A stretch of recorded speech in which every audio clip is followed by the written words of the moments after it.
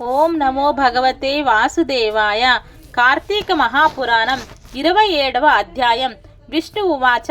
దుర్వాస, బ్రాహ్మణుడువైన నీ పట్ల అపచారం జరిగిందన్న తపంతో ఆ అంబరీషుడు విచారగ్రస్తుడై ప్రాయోపవిష్టుడైగా బ్రాహ్మణ పరివేష్టితుడై ఉన్నాడు.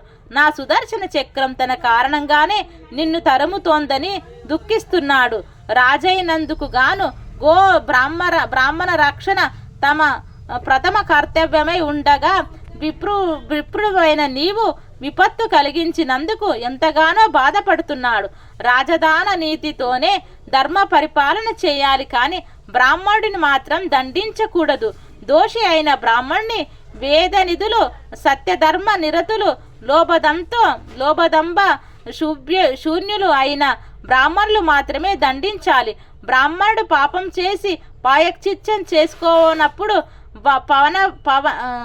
వనపాసం, ధనహారణం, స్థానభ్రష్టత్వం మొదలైన విధులతో బ్రాహ్మణులు మాత్రమే శిక్షించాలి తప్ప రాజు శిక్షించకూడదు. తాను స్వయంగా బ్రాహ్మణుడినని చంపినా, తన నిమిత్తం బ్రాహ్మణుడు చంపబడినా, ఇతరులచే తాను చంపించినా కూడా బ్రహ్మహత్యా పాతకం కలుగుతుందని ధర్మశాస్త్రాలు ఘోషిస్తున్నాయి. అందుచేత మహాభక్తుడవైన నా అంబరీషుడు బ్రాహ్మణుడవైన నీకు తన వల్లనే నీకు ప్రాణాపాయకరమైన సుదర్శన వేద కలిగిందందుకు ఖిన్నుడై ఉన్నాడు. కాబట్టి నువ్వు తక్షణమే అంబరీషుని దగ్గరికి వెళ్ళి తద్వారా మీ ఇద్దరికీ కూడా శుభం కలుగుతుంది అని విష్ణువు చెప్పగానే దుర్వాసుడు అంబరీషుని ఎదుట ప్రత్యక్షమయ్యాడు.